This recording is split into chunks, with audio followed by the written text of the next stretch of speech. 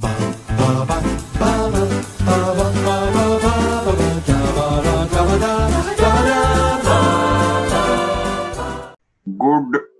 evening.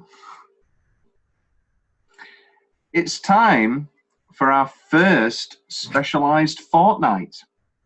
So now, in between, sort of bi-monthly or so, sometimes there's a little bit of an overlap, but every block, series, or whichever way you want to look at it, we are going to now have a specialised fortnight, which is usually going to be a lot more than your one episode a week. This fortnight, you've got 5 episodes.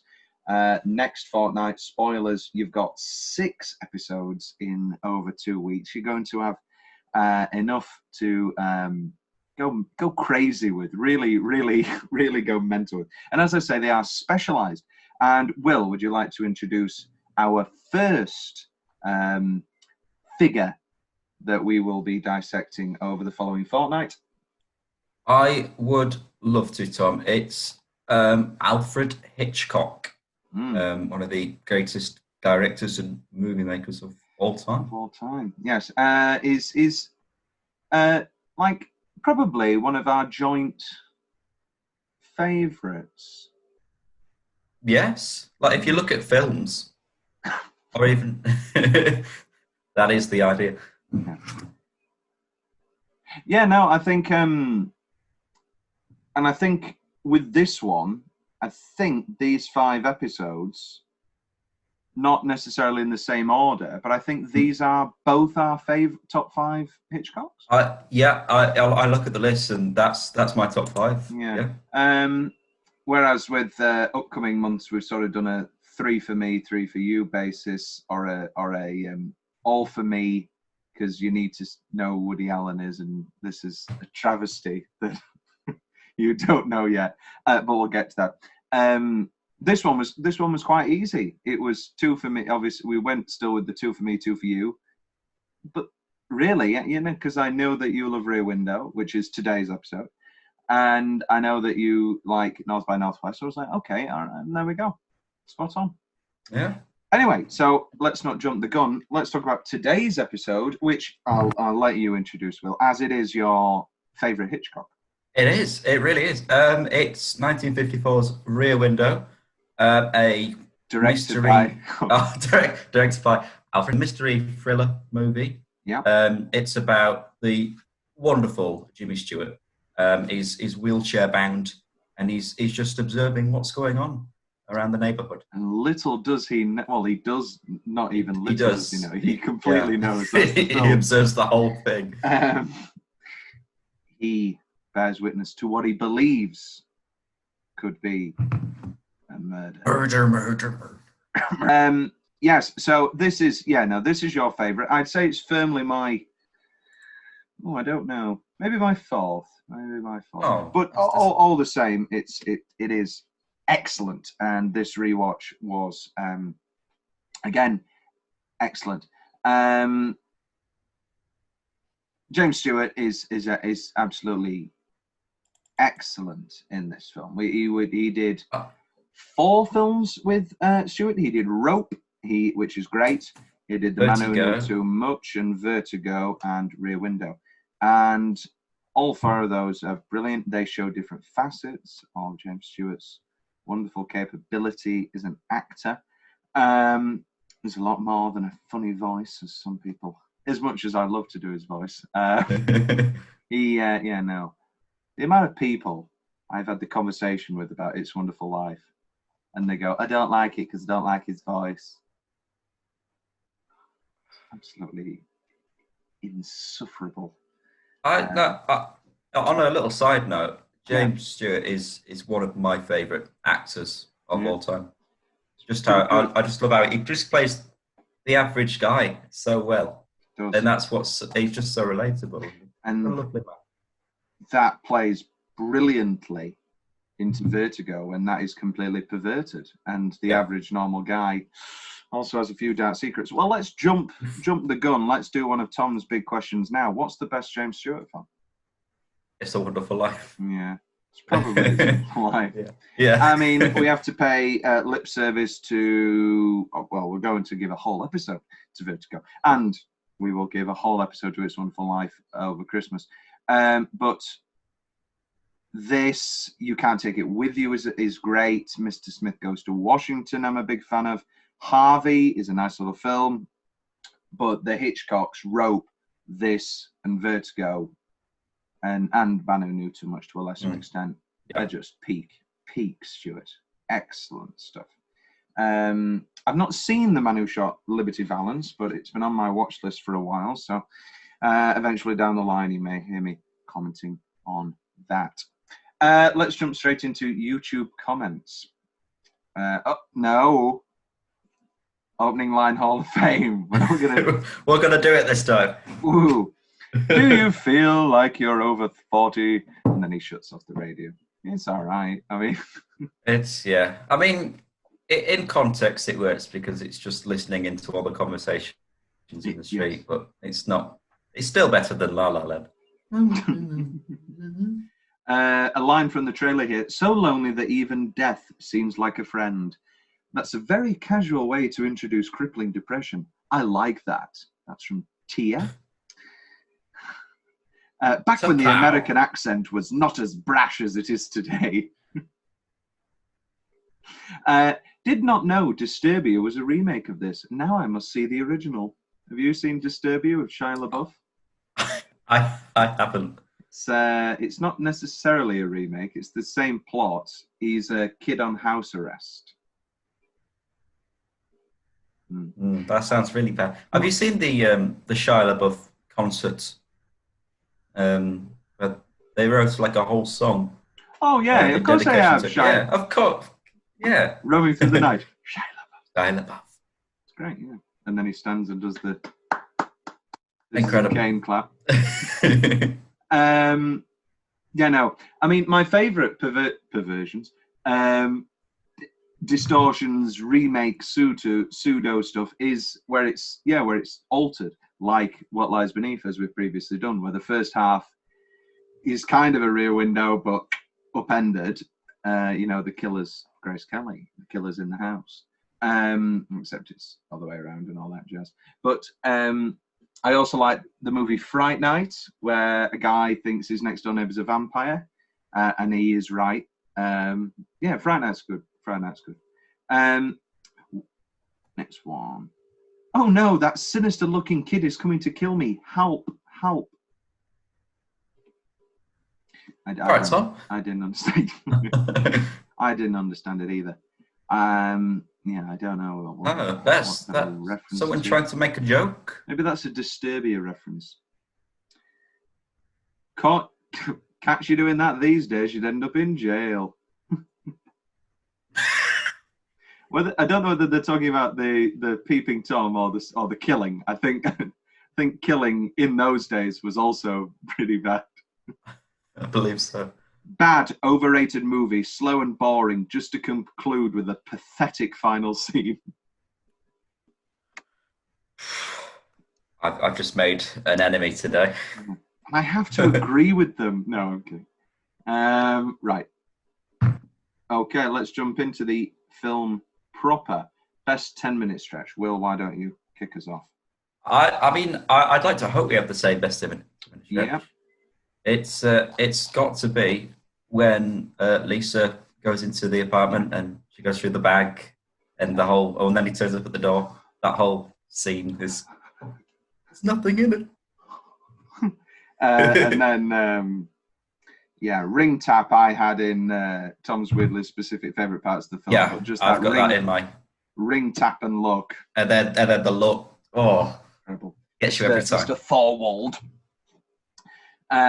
Yes, no, I mean, we cannot overstate the beauty, elegance, incredible nature, the charm, the wit, the beauty, the attractiveness of Grace Kelly in this. I think I'd underestimate. Well, no, with my lists, let's say my entirely mental list, I've never put them to paper. Whether that makes it better or worse, I don't know. But I always tried to pick women who were slightly realistic.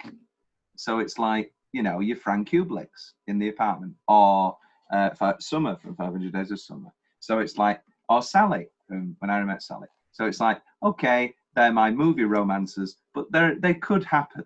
I'm throwing that away entirely, and Lisa Carroll Fremont is firmly positioned. Also, to say it's the 50s and it's a Hitchcock movie, it's a very well-written female lead. Oh, it's brilliant. Yeah. Yes. Well, it's the screenwriter. It's based on a short story, which I didn't get to read in time, so we won't have Tom's book corner this week. But in the short story, there is no Grace Kelly. It's just the spying of the murder. And then it ends with him killing him with a bust of Beethoven. And Hitchcock didn't think that was a good ending. I thought you need to sit profile every time you do that. You're missing the trick. It's going to break my neck. I thought it was a bit dull. Yes, no. So, and it just so happened that the screenwriter's wife, John Michael Hayes, had a model as a wife. And then lots of stuff was directly lifted from their life. And actually at the premiere, she tapped him and said, "Oh, I wonder where that came from." So very nice, very nice. Yeah, no, I think on a rewatch, as much as Judy / Madeline in Vertigo is in distress, I think she's a very well written character. I think the problem is that it's nice to see. I think in actuality, I think a lot of them are very well written. I think it's nice to see in this one that she's not in desperate distress. Yeah, all the time. It's nice and relieving. And she, of course, literally has all the power because he's crippled with his broken leg. Yes, no, that's my 10-minute stretch of that, shadow of a doubt.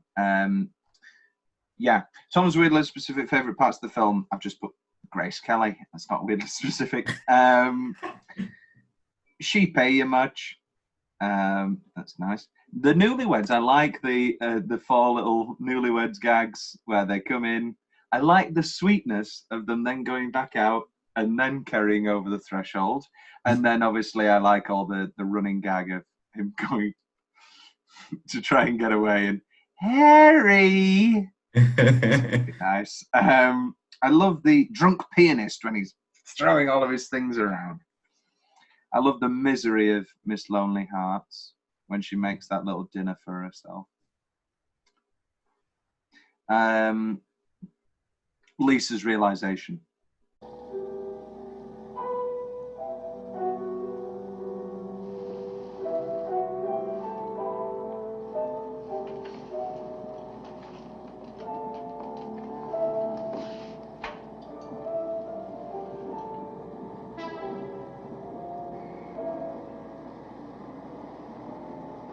Let's start from the beginning again, Jeff. Tell me everything you saw and what you think it means. Where she sees the rope on the case, she goes, "Tell me everything from the start." He likes rope, doesn't he? He does. Have you seen Rope? I haven't seen Rope. Rope's really good. It's based on a play. It's based on. Actually, you've seen a version of Rope. Wait, no, have you? How far did you get with Psychoville?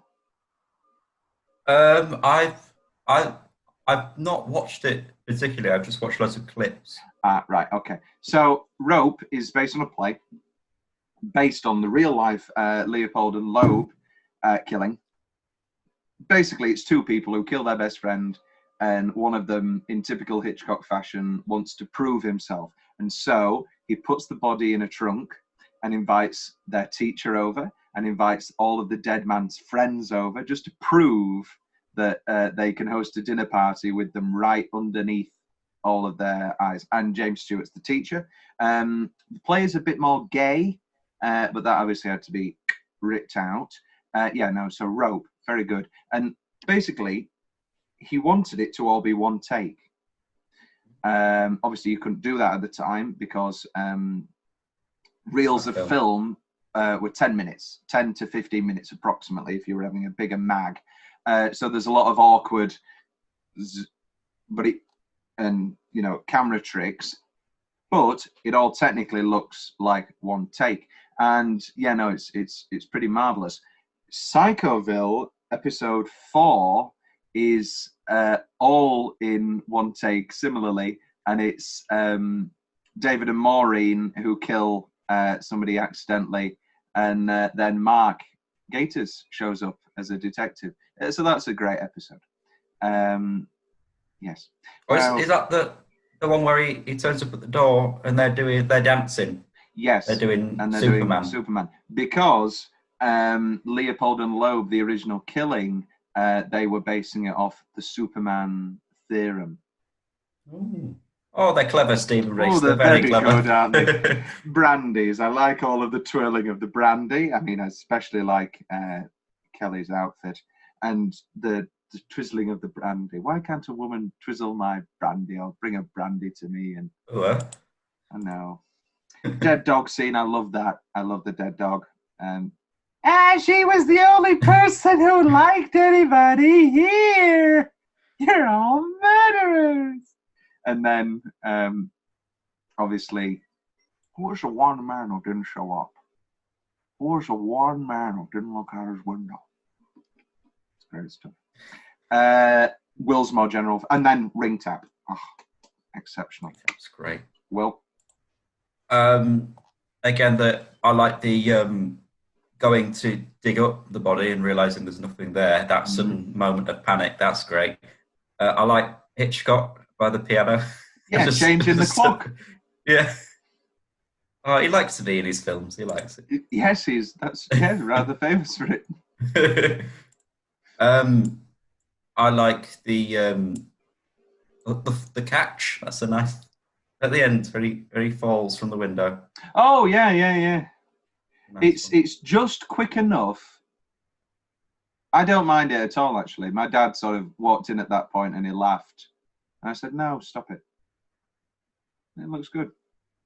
What, to say it's a green screen? Yeah, I'd say it's like blatantly obvious. Yeah.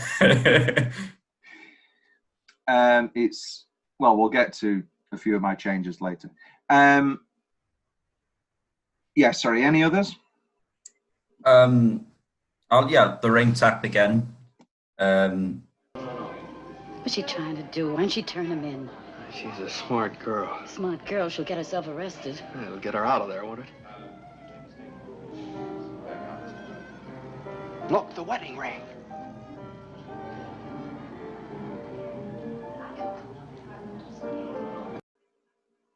Well, there's a lot I like, but this is another thing. You know, I said I wasn't a fan of the use of like the camera filter on. Yes, I was going to bring this up, you because I knew you'd love this.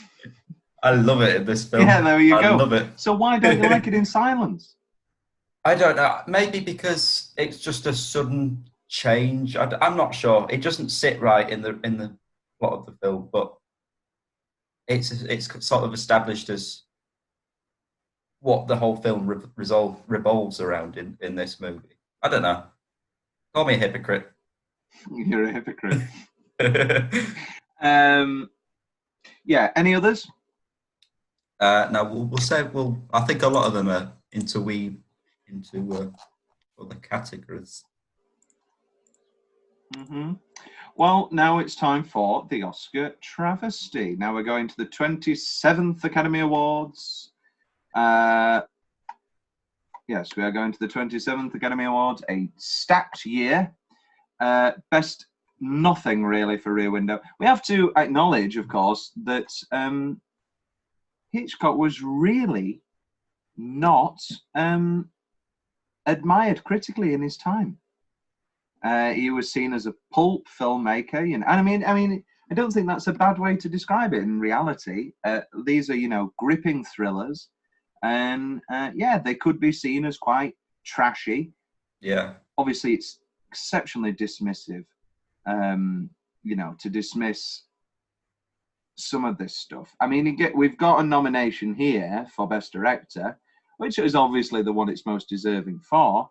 But I think, Eliaka's On the Waterfront is a great film. I love him on the Waterfront. It's not as well directed as Rear Window. Definitely get Sabrina in there and definitely get Rear Window in there. On the Waterfront, give it Best Picture. That's the split. I want Best Picture on the Waterfront. I want Hitchcock director. Director. Yeah. Best Actor, definitely Marlon Brando. I haven't seen. Go on, sorry. She got actress, though, didn't she? For another film. For another film, so it depends how you want to look at it. I do love Jane Wyman though in Magnificent Obsession. It's a good movie. She does a lot of great blind acting in that. She was the pioneer of the. Where am I? Best Supporting Actor. I don't know if the detective gets a nod. No. Thelma Ritter for Best Supporting Actress. Get her in there. Where's she? Yeah, 2 for the great. High and Mighty. I've never even heard of it. The chuff. Best Screenplay. It did get a nomination. Rear Window. Oh, great. I haven't seen The Country Girl. American musical drama adapted from the Clifford Odets play about an actor, an alcoholic has-been actor. Okay, so that's got a shoe in.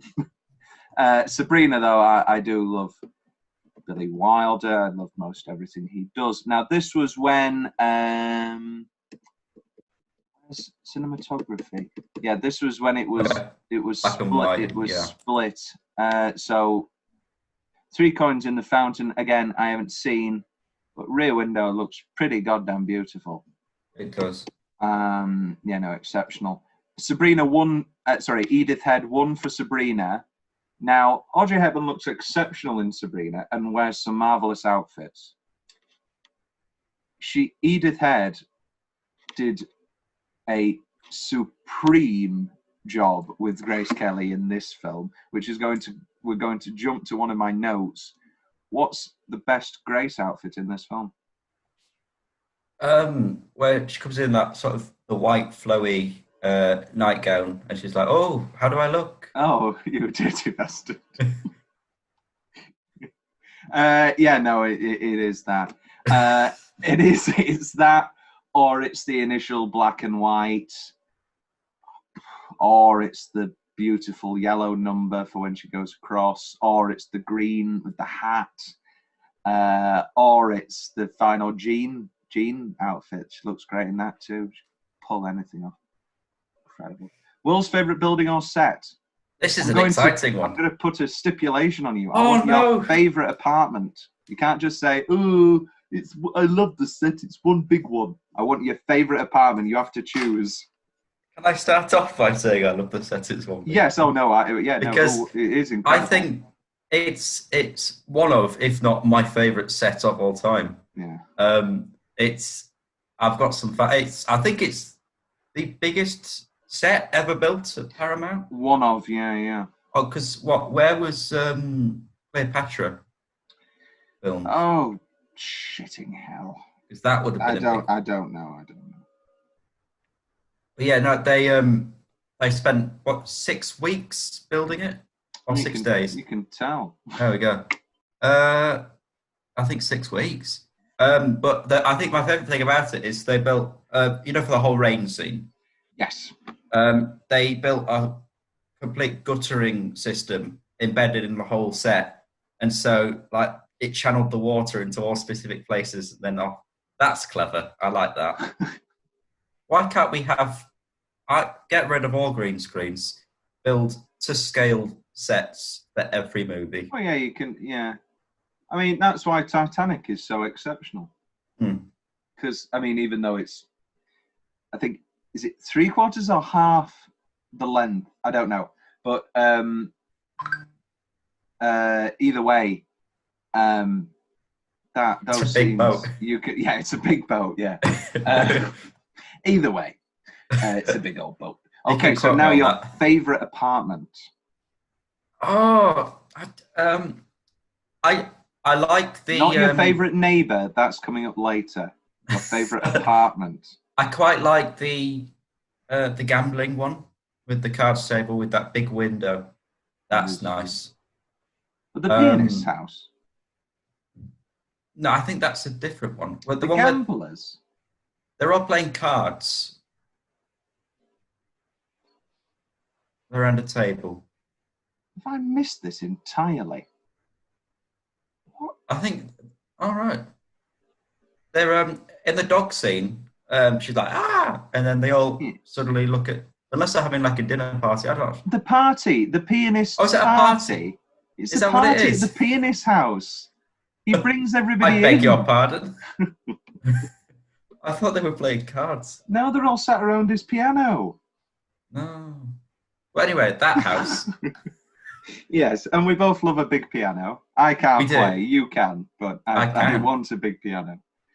Yeah. That's the first thing I do when I get a house, like a room dedicated to like big bay window with a grand piano. Oh, yes, please. You can get drunk and throw things about in it. I quite like the use of the courtyard, especially when they're climbing over up the walls, and that little scene where they first go into it. That little bit's very nice. I think that I quite like the rooftops. Because they're all different. Something about roofs. We never see those appealing. two nude bathers again, do we?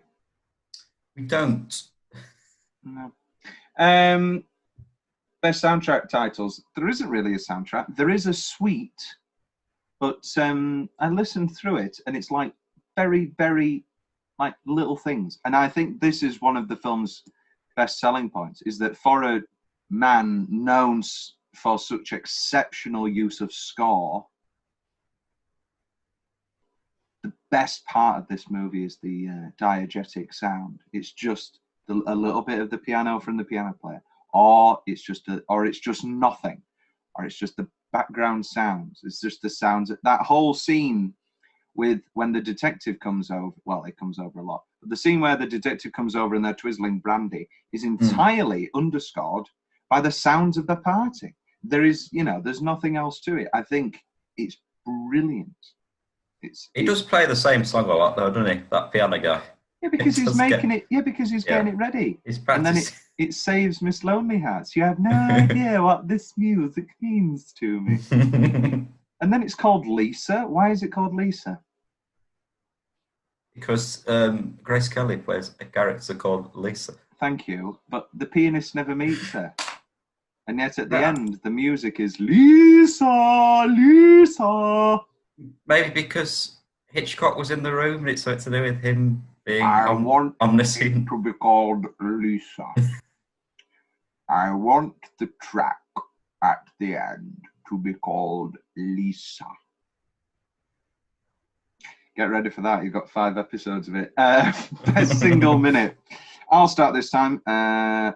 Opening shot. I mean, it's not the opening shot. It's far from it. But the shot that pans from sweaty across the Back to the Future shot. The sweaty, cast, smashed camera, photo from the smashed camera, and then the magazine. Yeah, I was going to mention it set up.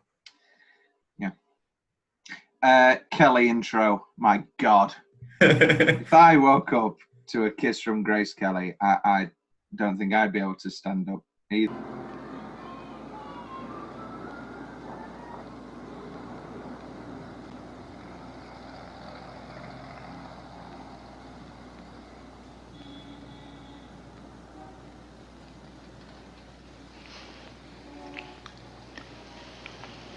How's your leg?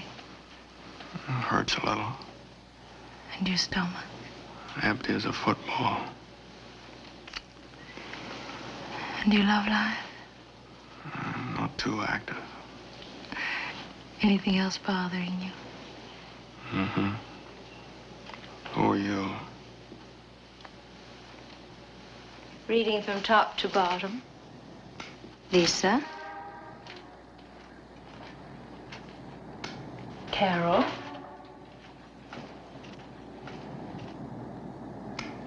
Fremont. I mean, it's got a cast. So that's why. But yeah, no, just incredible. Just that. Marvelous kissing in this film. James Stewart's usually a terrible kisser.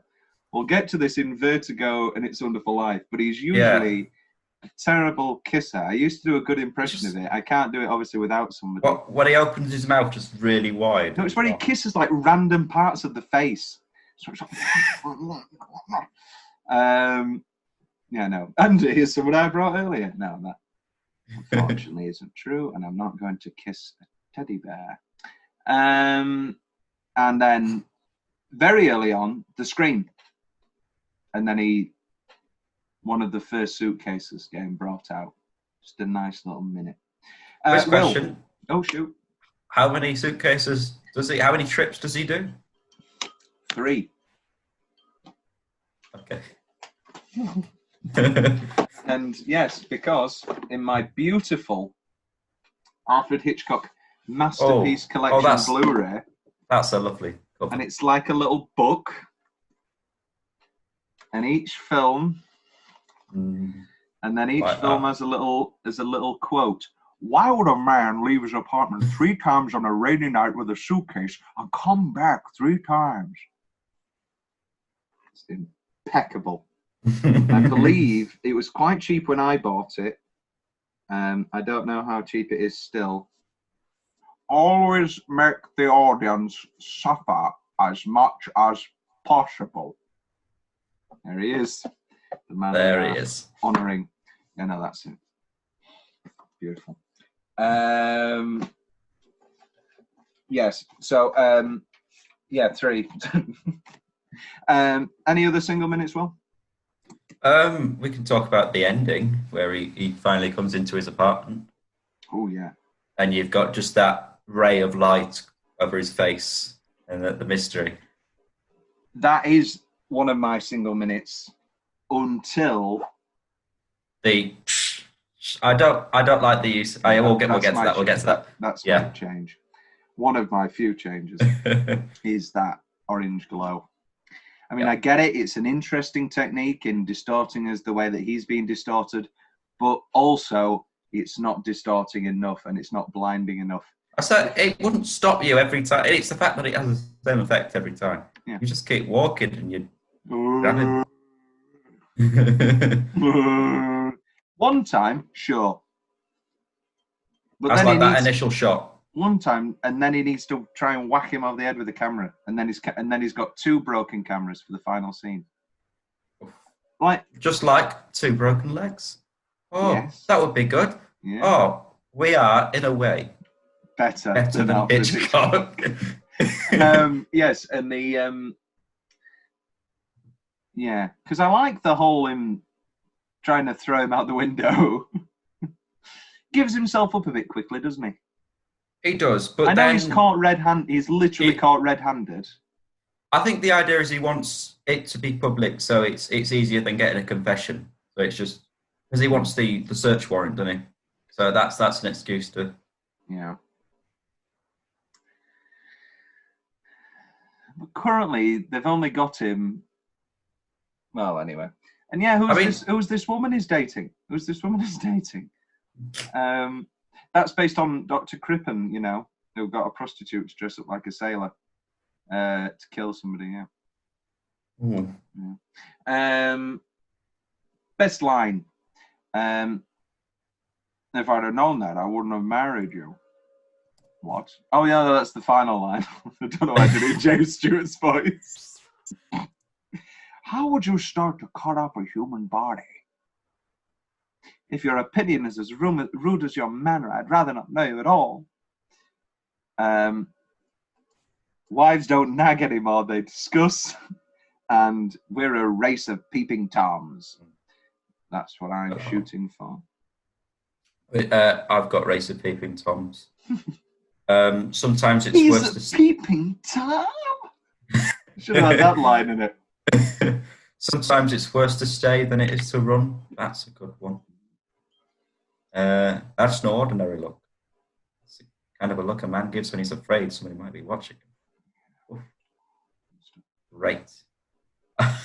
I like I'm not much on Rear Window ethics. Ooh. Oh, Look at the camera. Wink. it's the name of the film. I love that. Yeah. I love it when they say the name of the film. You But got when they- vertigo. They need to acknowledge it. Like if I was to mention, everyone would just turn to the camera and just, "Hey!" It's great. Every film is missing. Yeah. I just spent 12 years a slave. Are you on Schindler's List? You're a real Mad Max, Fury Road. We could just do this for hours. Do this all day. Yeah. I was just going off my basic instinct. 2. Anyway, but we don't need to do that We for the don't. rest of the episode. That could be a bonus episode. We could do a soundboard. If this gets successful, a Tom and Will soundboard. There really is. There's something about Mary. Yes. Will, any other best lines? I think we've covered the best ones. Yeah. Right. What's the change? I've got a few. Right. First of all, why, like the whole breaking and entering is sometimes, I don't know, don't commit too many crimes. Oh, you don't think they should go over? I think they should, but I suppose in films people have to make silly mistakes in order to make suspense.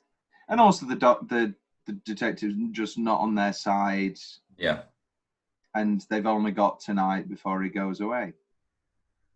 So there are, as illogical as it is, there are reasons for it. Yeah. Anything else? I mentioned the camera flash at the end as well. Yeah. I think that's the main change. It's just the fact that, as we said, that would stun you the first time, but the fact it has the same effect on him 3 and the times. fact that he just keeps. Something from Scooby Doo. Yeah. I know it's the plot of the film, but who would not marry Grace Kelly? Come on, get a grip. Sudden zoom cuts. There's a few where it's the same shot, and then it cuts to a tighter version of that shot, and it's very distracting.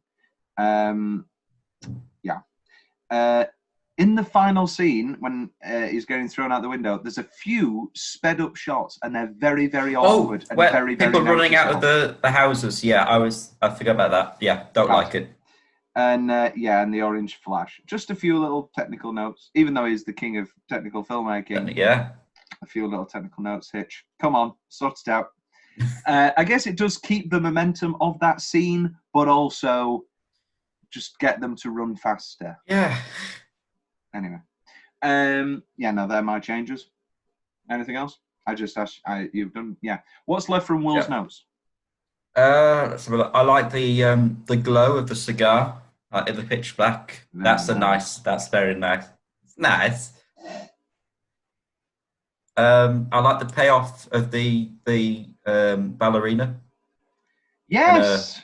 A very short husband comes home. It's like, again, giving hope to people.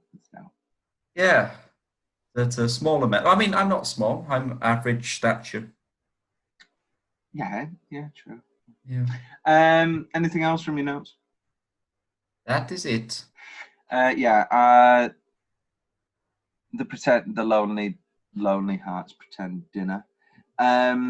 Best Grace outfit. We've gone through this. Conclusion of all the story. I like the conclusion of all the stories. I'm going to top you. The pianist and Mrs. Lonely Hearts getting together. I like that. You have no idea how much the song means to me. Pardon me. Yeah, the reveal of Miss Torso's real lover.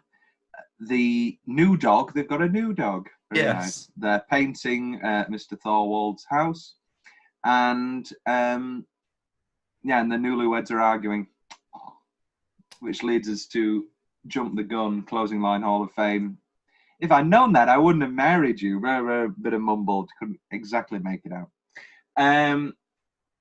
And then Lisa reading Bazaar at the end. Very good. Switching the Himalayan book. Lovely. Tom's Book Corner, as I said, Cornell Woolwich's short story, It Had to Be Murder, didn't get to read it in time. Alternate ending corner, there isn't an alternate ending. It's time for a few fun facts. Do you have any, Will, before I jump to mine? I'll let you do some first. Thank you. Well, it has been remade in exactly, not a twisted version, in 1998 with Christopher Reeve and Daryl Hannah.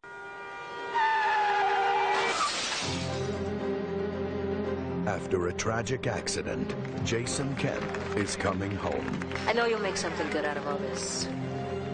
You always do. To his new life. Hi, Claudia Henderson. Oh, God, I'm so sorry. You've been working on my project, keeping it warm for me. Well, I hope I've been doing a little more than that. Actually, I hope you haven't. To friendly neighbors. See that blonde down there? Wave back to her for me.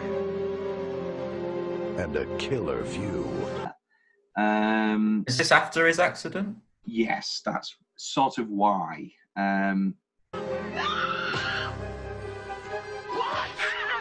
But the more he looks, Can't be.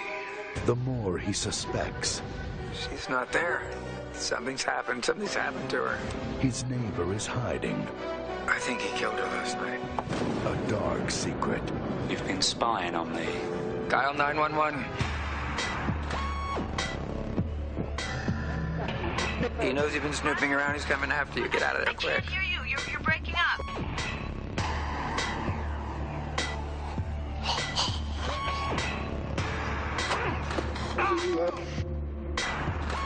Do you think I'm crazy? Not crazy. Just imaginative. He sort of, the character is fully paralyzed and lives in a high-tech home filled with assistive technology. Again, I didn't watch it. Detective Charlie Moore is played by Robert Forster. Rest in peace. Okay, here we go. During the month-long shoot, Georgine Darcy, Miss Torso, lived in her apartment all day between takes as if really at home. Think you'd be able to do that? I mean, they look like realistic houses, don't they? I say it's a beautiful set. I wouldn't mind spending. Sir Alfred Hitchcock gave Georgine Darcy free range to choreograph her own dance moves for the character, Miss Torso. Darcy was to dance on her own volition during filming. Hitchcock's only restriction was that he forbade her to take professional dance lessons, as he wanted her to maintain the imperfection of an amateur dancer. By most accounts, everyone was crazy about Grace Kelly. Who wouldn't be? According to James Stewart, everybody just sat around and waited for her to come in the morning, so we would just look at her. She was kind to everybody, so considerate, just great, and so beautiful. Stewart also praised her instinctive acting ability and her complete understanding of the way motion picture acting is carried out. In the short story on which the movie is based, it's not revealed until the last line that the hero has a broken leg. I like him having a broken leg. It's an odd twist. It is. The only movie in which Grace Kelly is seen with a cigarette. She refused to smoke in movies, except this one. The movie was unavailable for 3 decades. Did you know about this? Because of its rights. They're called the Lost Hitchcock films, basically. And they were bought back by Hitchcock and left as part of his legacy to his daughter. They've been known for long as the infamous 5 Lost Hitchcocks amongst movie buffs, and were re-released in theaters around 1984 after a 30-year absence. So nobody saw Rear Window, Vertigo, Rope, The Man Who Knew Too Much, or The Trouble with Harry for 30 years. Wow. And it was Scorsese and Peter Bogdanovich were big people to sort that out. There's no doubt. Rear Window is a film you can watch again and again. Also, again, the story doesn't matter. You know all the facts. You know what's going to happen. You know the plot. But it's the way, I think, two things. Again, the way Hitchcock shows it, which means where he aims the camera, what he puts in the frame, how he moves it, how he doesn't move it, the use of color, and Jimmy Stewart's character, who morally is on the edge, you see. Should he be doing what he's doing? It's none of his business, you know. It really is none of his business. What kind of a guy is this? And he's our hero. You know, we have to go through with him. And I think that's something, again, that only Stewart could have pulled off. You like him, because he's a very genial guy in the beginning of the picture, you know. But he goes off on some perverse trip, you know. It's very odd. The love affair between war photographer Robert Capa and Ingrid Bergman is believed to be Sir Alfred Hitchcock's inspiration for this movie's romantic aspect. Once during the filming, the lights were so hot that they set off the sprinkler system. Designer Alfred Hitchcock spent a great deal of time with costume designer Edith Head on Grace Kelly's look, which was characteristic of his often obsessive relationship with his leading ladies. One costume he fretted over was the negligee Lisa wears to spend the night at Jeff's. He quietly pulled Head aside and suggested falsies to give Kelly a bustier look. Head and Kelly, however, made only a few changes to costume construction and posture. Hitchcock was fooled into thinking Kelly had been padded and approved the look. Yeah. It's going to be a lot of these weird little facts that we go, oh no. Do you know who Edith Head was the inspiration for? Miss Trunchbull. Edna Maude. If you get up a picture now, you'll understand. Sir Alfred Hitchcock deliberately shot most of the setups so they would appear voyeuristic. I think that's obviously rather implicit. I don't know if that's a fact. James Stewart has stated that the 4 movies he made with Sir Alfred Hitchcock, this one is his personal favourite. Can you see the resemblance? Sure can. I hope we get that up in the editing as well. It's up already. Grace Kelly celebrated her birthday on the set in November. Happy birthday, Grace. Yes, happy birthday. It was the top-grossing film of 1954. And in an interview with Peter Bogdanovich, Sir Alfred Hitchcock claimed that he felt a bit of sympathy with all of the antagonists of his movies. He said that he felt particular sympathy toward Thorwald, who was minding his own, albeit murderous business, before Jeff interfered. Hitchcock went on to say that he hoped the audience would share his sympathy during the confrontation between Thorwald and Jeff. When Thorwald asked him what he wanted and why he was doing this, while Jeff remained silent, Hitchcock concluded by saying, during that moment, it makes you think, you know, he's really kind of a bastard. What about Norman Bates? Does he sympathise? I sympathise a little bit with Norman Bates. Okay. Maybe that's because of Psycho 2. Psycho 2 is great, by the way. I prefer the Vince Vaughn remake. I don't know what this is. Yeah. Vince Vaughn, Julianne Moore, Anne Heche, William H. Macy. What a cast. Gus Van Sant, director of Good Will Hunting. And otherwise, it's probably the biggest budgeted and oddest film student experiment in the world that got an actual budget to because I guess it's an interesting idea. Reshoot Psycho shot for shot.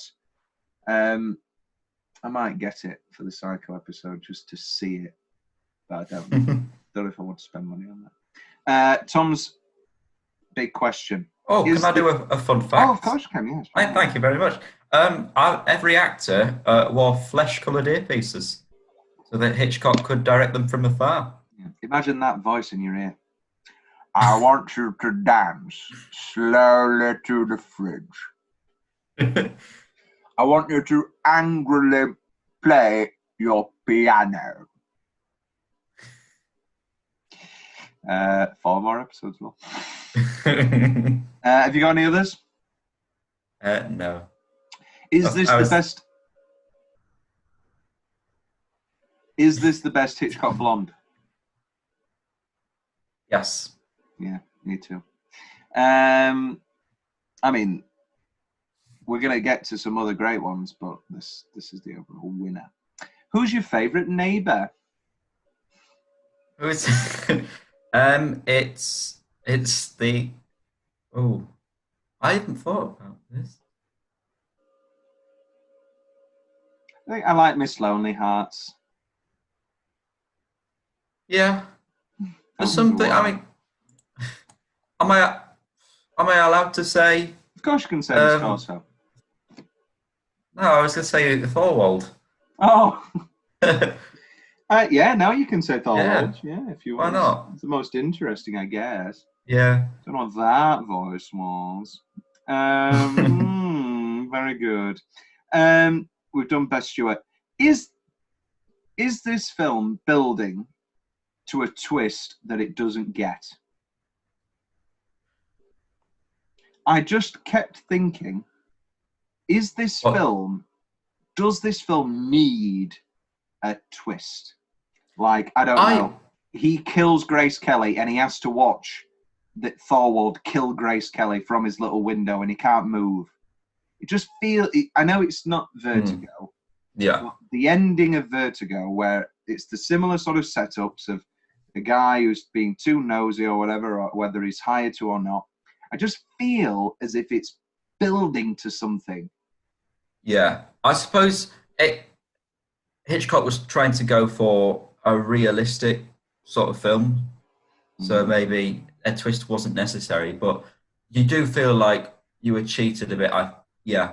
With like from the point where they go into the apartment, when it starts really speeding up, there's then a point where it stays the same level when you want that sudden spike of a change. It is a perfect film. I mean, we were throwing out changes, but they are literal seconds. Yeah. They are seconds that are being changed. It is a perfect film. It is a masterpiece. I think all 5 of these films are. But I felt this time, maybe it's because I'm a depressed idiot.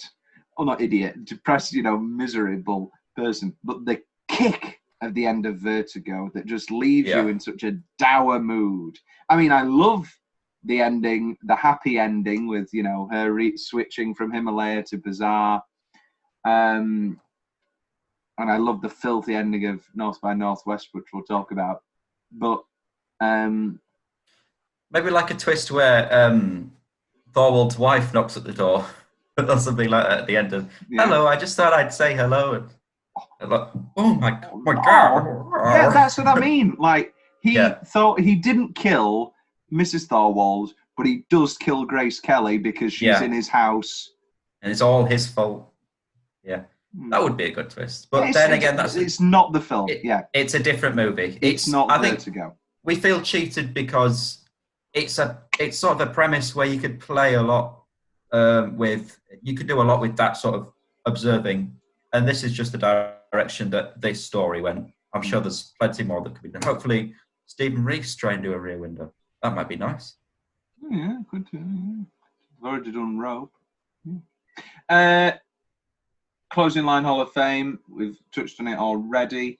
Right, yeah. Oh, sorry. Synopsis of a sequel. What sort of sequel would we give to this film? He's broken both of his arms. And he sees another murder. But this time he can only use his feet. Yeah, it's the boy who cried wolf. It's the boy who cried Thorwald. Okay, so next week. Well, not next week, pardon me. I don't know exactly when the next one's coming out. But it's gonna be my favorite Hitchcock, Strangers on a Train. Fantastic movie. Incredible movie. I'm halfway through the book, and there's a few changes, Will, that I think you'd like. Oh. Put it this way: he's not a tennis player. I mean, does he play badminton? He's a race car driver. He's a basketball player. Yes, no, it's been marvelous. So it's been a pleasure. Who's that? Who's that? I don't know. There's no really quotable lines near the end like that I can do. Grace, Oh no, she's called Lisa. Lisa. Lisa. Oh, I'll just do. Oh, Merry Christmas, you all building alone. Oh, Merry Christmas, you all movie house. Oh, what do you want, Mary? What do you want, Mary? I'll grab the moon. I'll lasso it down and swallow it whole. You know, moonbeams coming out your fingers. Da ba da ba da ba da.